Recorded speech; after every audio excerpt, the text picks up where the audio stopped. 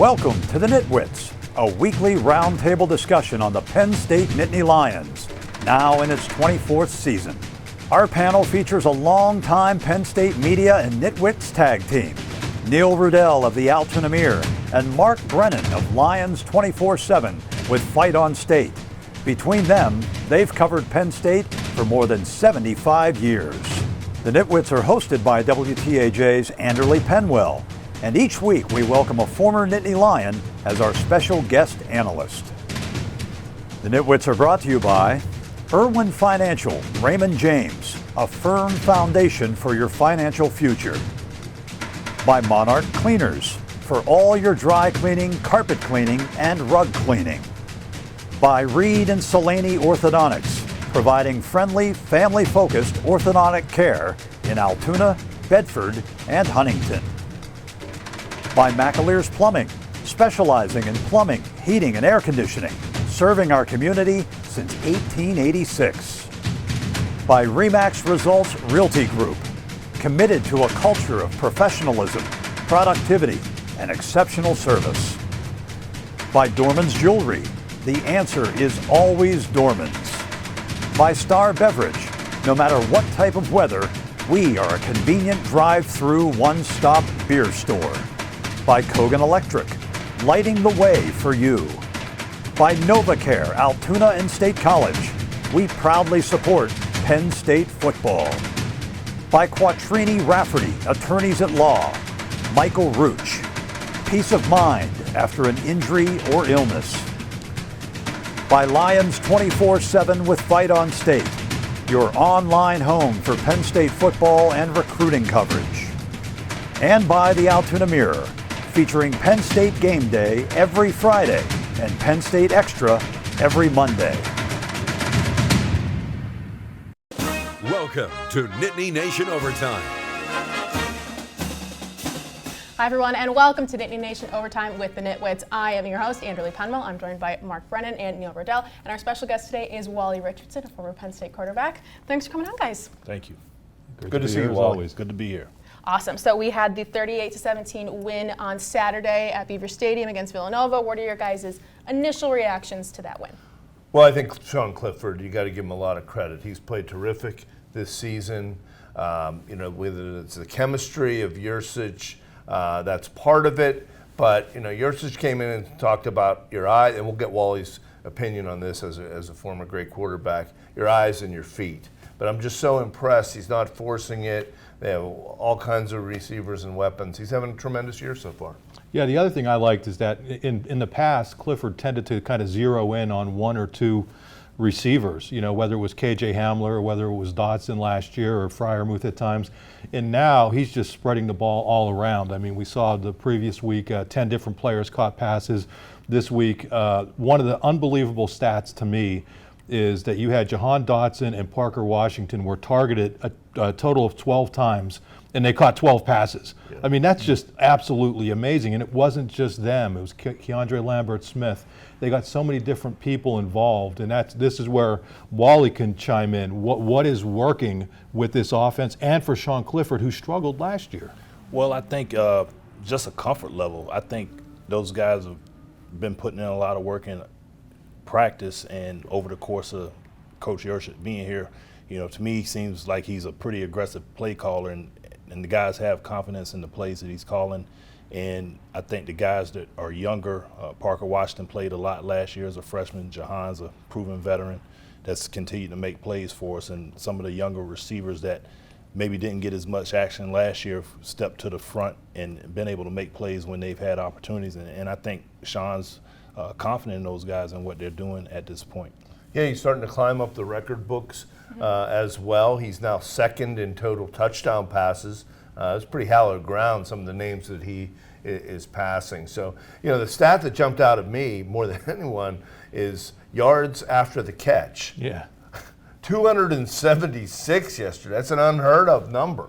I mean, I think you're going to be undefeated for life with that kind of number. Well, and listen, I think that, I know we'll get into the running game, which we're probably not going to be as glowing about, but I would say in defense of the running game, I do think some of those yards after the catch, that's almost like a de facto running game. That's taking some of the pressure off the long passing game. But hey, Clifford comes out, first play from scrimmage, 52 yards to Dotson, and it's like, wow. I mean, those two, the chemistry that they have, and Dotson is just performing at an absolute elite level. And then to see Parker Washington here, Franklin said he's like a running back playing receiver, and you saw it in that game yesterday where he's catching the ball, making people miss, getting all the way down the field, and Lambert Smith did some of the same things.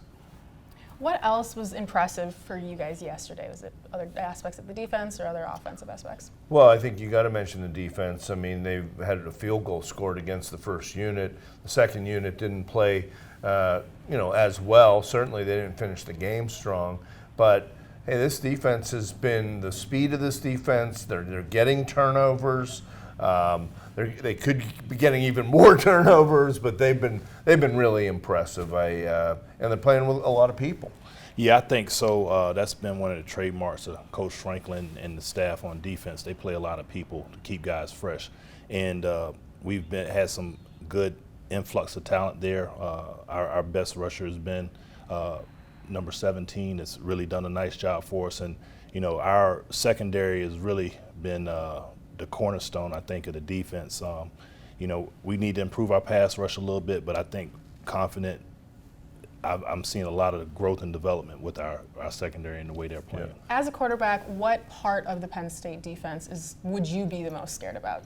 Well, I think Wally was never scared. I think the most intimidating factor is you've got corners out there that are 6'1", 6'2", long arms. So typically when you throw jump balls and try to get pass interference, those guys are going to have a pretty legitimate shot at knocking it down or intercepting just because of their length. So I think that's one thing opposing offenses have to consider when they're, throwing the ball against our guys. And, they're not afraid to tackle either. They'll come up and hit you. And that's not something you see a trademark with cornerbacks these days. Yeah, I think one guy who's kind of an unsung hero on the defense is P.J. Mustipher. Those D tackles don't build up the huge stat lines, but you really saw it against Villanova. That's the difference between a Power 5 defensive tackle, operating against an FCS opponent. He was just absolutely dominating and allowing all the players around him to make plays. So to get the effort from AK on the edge, Ebiketie, and then to have P.J. Mustipher doing what he's doing inside and Derek Tangelo doing well inside, I think that defensive line is doing a good job. And Wally, those things complement one another, don't they? When your D-line plays well, that helps the secondary, and when the secondary plays well, that helps the D-line, and that's what we're seeing. Yeah, I think so. For the back end to do well, the defensive line has to generate that pass rush, and you can push the pocket, and that leads to quarterbacks making mistakes, and those guys don't have to cover as long. So I think the defense is doing a really good job of playing well, complement one another. Yeah, when you look at over the years, the guys that have come up with the most interceptions, whether it's Neil Smith or Pete Harris, guys that have gotten 10, had Mike Reed and Steve Smear and Bruce Clark and Matt Millen. It makes a big difference. I like to shout out Brandon Smith early in the game, really helped set a tone also. Yeah, and along those lines, going back to what Wally was saying about the secondary, this year they're starting to catch the ball. Yeah. Obviously Brown and Brisker, the Dixon kid dropped one, but we're seeing more of those should-be interceptions actually being interceptions. Right. They even had one wiped out by a little bit of a dicey roughing penalty. And one thing that you wanted to mention, Neil, was not turning this win into a negative. Well, what is important about kind of like managing a team in that I think that was a good point by James after the game. Clearly they didn't. There were some issues that we'll get into later, running game and whatnot, how they finished. But you can go in the locker room and really put a sour taste in everybody's mouth, and especially if that carries into the press conference. And I thought, James said he's not going to be that guy who takes a win and treats it like they just lost. So, I think that was worth something. I thought I'd bring it up. Well, that's where his psychology degree comes into play, though, because he also was tough on the running game. He was tough on the backup defenders for not getting the job done. He was tough on the tight ends for not blocking. So he can say that and be critical. But I'm not being critical of him. I think that's a talent that you can make your valid critical points while remaining overall positive about the win. What do you call it? East Stroudsburg, the Harvard of the PSAC. PSAC. I always thought it was Cal U. Well, coming up after a break, don't go anywhere. We'll break down some of the concerns from yesterday's win. Don't go anywhere. The Nitwits are being brought to you by Irwin Financial, Raymond James, a firm foundation for your financial future. By Monarch Cleaners, for all your dry cleaning, carpet cleaning, and rug cleaning. By Reed and Salaney Orthodontics, providing friendly, family-focused orthodontic care in Altoona, Bedford, and Huntington. By McAleer's Plumbing, specializing in plumbing, heating, and air conditioning, serving our community since 1886.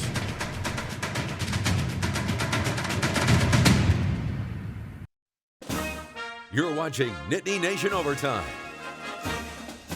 Welcome back to Nittany Nation Overtime. Penn State, of course, beating Villanova yesterday. Some of the concerns have been talked about. Run game. What aspects do you think needed some work, or overall reaction to the ground game? Well, I think you could have explained away the struggles of the run game against an Auburn or against a Wisconsin, because those teams traditionally do well. But in this game, even if Villanova is scheming to take things away, I think Penn State, as a Power 5 program that's now in the top 5, you should not be allowing that opponent to dictate what you're doing offensively, because sooner or later, you're going to need it. Wally was talking while we were waiting for the show. When the weather gets ugly, and it's going to get ugly at some point, you are going to need a running game, and they have to get that going. Yeah, I think particular concern is in between the tackles.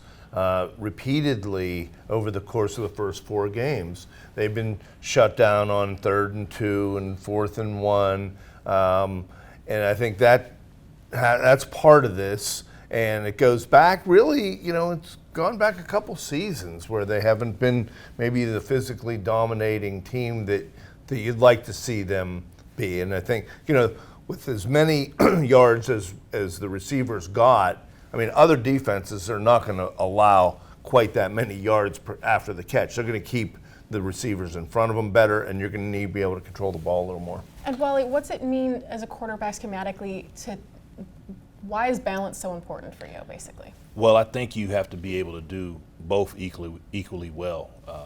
The running game helps a quarterback because you can rely on your play action passing game, and when you do that, it makes you have people running wide open, and you see a lot of crossing routes in the game today.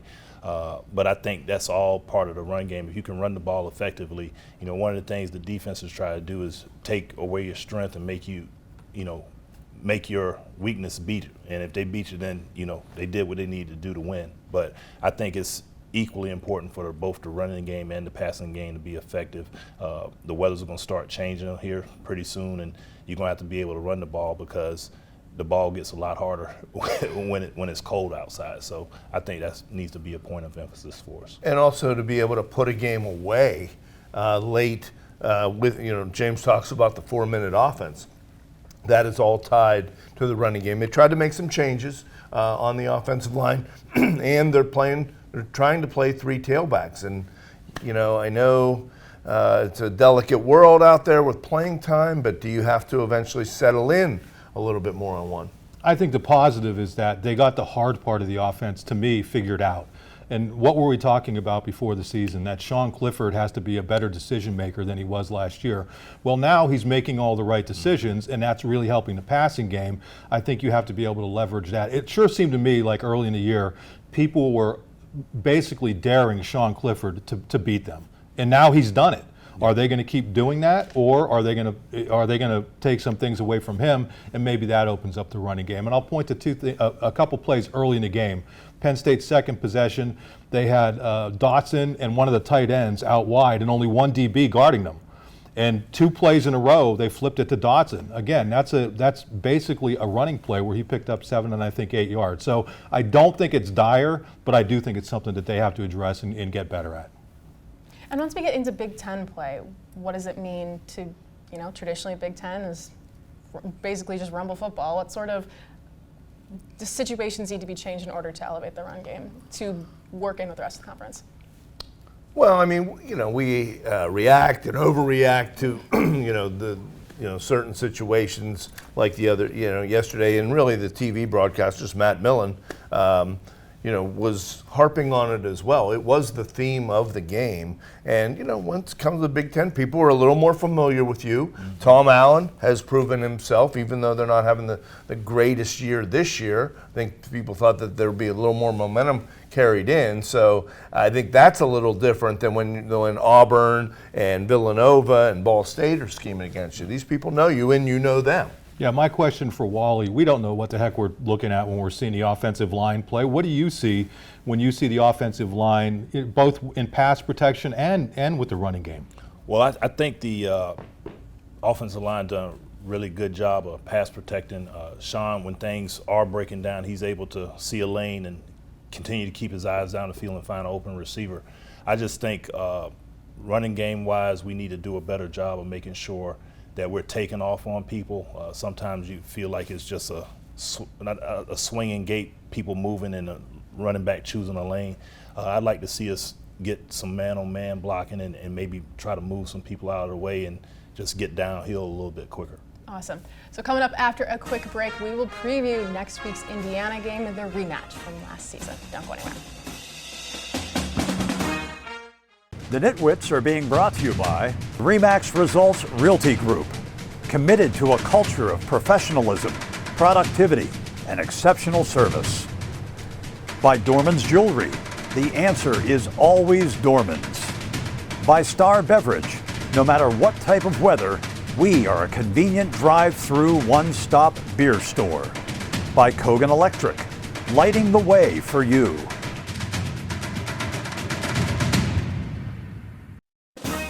You're watching Nittany Nation Overtime.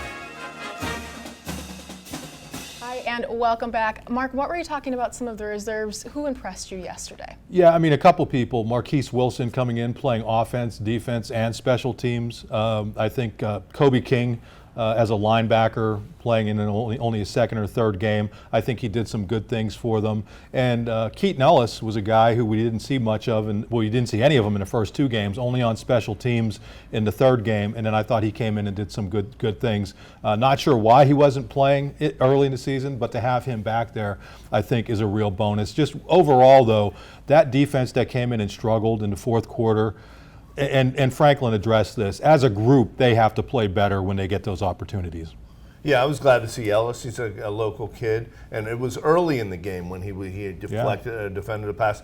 I noticed, we talked about the defensive stats. There were 26 guys. You're not going to roll up a lot of tackles when you're subbing so much. I think Brooks was the leader with 4, but there were 26 defensive players that made a play. Maybe not a tackle, but a quarterback hurry or a breakup. And that's what you want out of that game. Yeah. And looking forward to Indiana, of course. Quite the game last year. What is important about this game? It's a night game, 7:30. It's going to be great. How do you kind of come back from last year's not so wonderful loss? Well, I think the team will be highly motivated. Most of those guys were around last year when that happened, and we didn't get off to a good start. So we have a good start this year. It's a little bit of a revenge factor, and I know they'll be ready to get back with Indiana. So I'm looking forward to the game. Indiana plays pretty aggressively on defense, so I'm hoping that our offense will take advantage of them maybe blitzing us early and we bust some big plays on them and get out to a good lead and kind of go from there.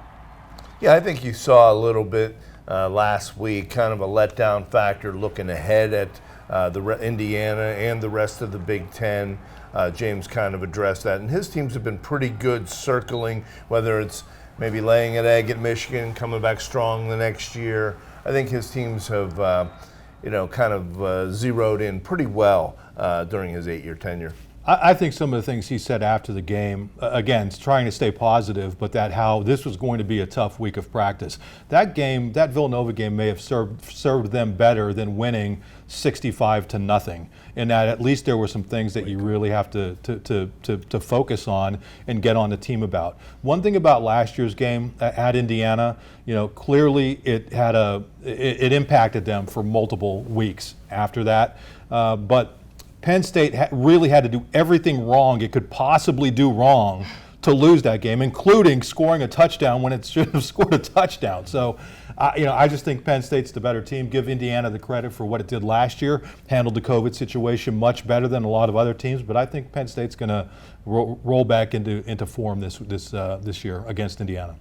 And Wally, walk us through the mental aspect of coming off a really tough OT loss last year and then trying to turn that around, not let that overwhelm you, but still motivate you. Well, I think since that game last year, our team has played, 4 plus 9, excuse my math, that's 13 games. So those guys play a lot of football since then.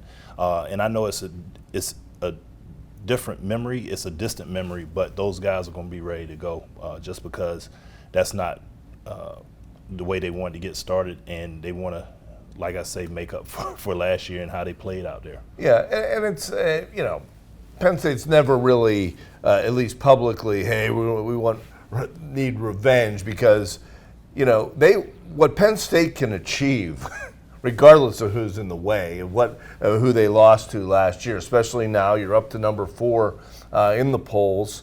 I mean, they have the whole season in front of them, and the Iowa game won't mean anything if they lose this game. Correct. Yeah, that's where Franklin's 1-0 mantra comes into play. But seriously, there's going to be a little motivation for this thing. There's no question about it.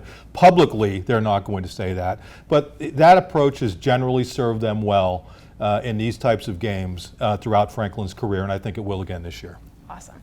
Well, coming up after a quick break, the best part of the show, time for Nitwit of the Week and our predictions for the Indiana game. The Nitwits are being brought to you by NovaCare, Altoona and State College. We proudly support Penn State football. By Quattrini Rafferty, attorneys at law. Michael Rooch, peace of mind after an injury or illness. By Lions 24/7 with Fight on State, your online home for Penn State football and recruiting coverage. And by the Altoona Mirror, featuring Penn State Game Day every Friday and Penn State Extra every Monday. You're watching Nittany Nation Overtime. Well, time now for our Nitwit of the Week, and Mr. Brennan wins this one. He finally gets on the board. Didn't realize. Breaking news. Yeah, sometimes you get lucky. After Anderle tried to cheat last week. I didn't try to cheat. I didn't try to. I had it written down, and then I didn't hear what you said, so I kind of just repeated it. I'm just hassling you. You know that. I was more concerned about beating Neil. He made sure to inform me post-game yesterday. So I guess I have to go first since I'm Nitwit of the Week. I really do think Penn State's going to be motivated for this game. Especially Sean Clifford. That game really gnawed at him. He's not going to come out and say it publicly, but I look for Penn State to do a good job defensively against Penix and play really well offensively and win 38-21. Okay, 38-21. Wally, you want to go next? Sure, I don't mind going next. I think our guys will be prepared to play this week, and I look for them to win 34-13. Yeah, I think it's going to be, another night game. They're getting a lot of attention. I think it's going to be decisive. The defense has played pretty well. I'm going to say 31-16.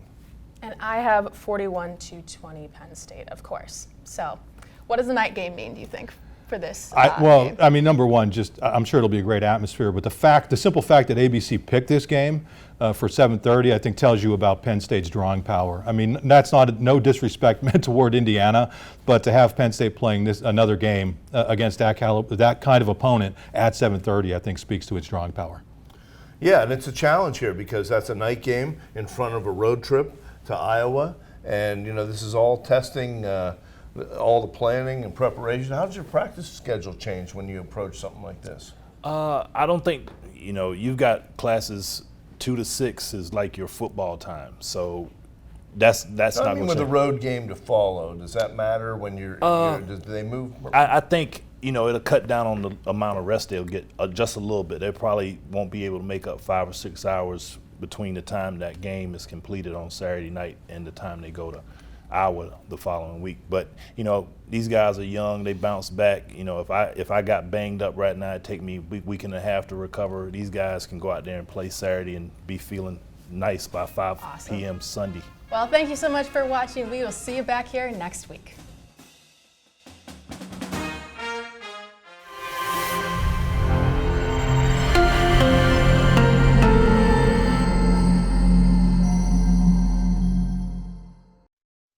The Nitwits are being brought to you by Irwin Financial, Raymond James, a firm foundation for your financial future. By Monarch Cleaners, for all your dry cleaning, carpet cleaning, and rug cleaning. By Reed and Salaney Orthodontics, providing friendly, family-focused orthodontic care in Altoona, Bedford, and Huntington. By McAleer's Plumbing, specializing in plumbing, heating, and air conditioning, serving our community since 1886. By Remax Results Realty Group, committed to a culture of professionalism, productivity, and exceptional service. By Dorman's Jewelry, the answer is always Dorman's. By Star Beverage, no matter what type of weather, we are a convenient drive-through one-stop beer store. By Kogan Electric, lighting the way for you. By NovaCare, Altoona and State College, we proudly support Penn State football. By Quattrini Rafferty, attorneys at law, Michael Rooch, peace of mind after an injury or illness. By Lions 24/7 with Fight on State, your online home for Penn State football and recruiting coverage. And by the Altoona Mirror, featuring Penn State Game Day every Friday and Penn State Extra every Monday. Thanks for watching, and we'll see you next week.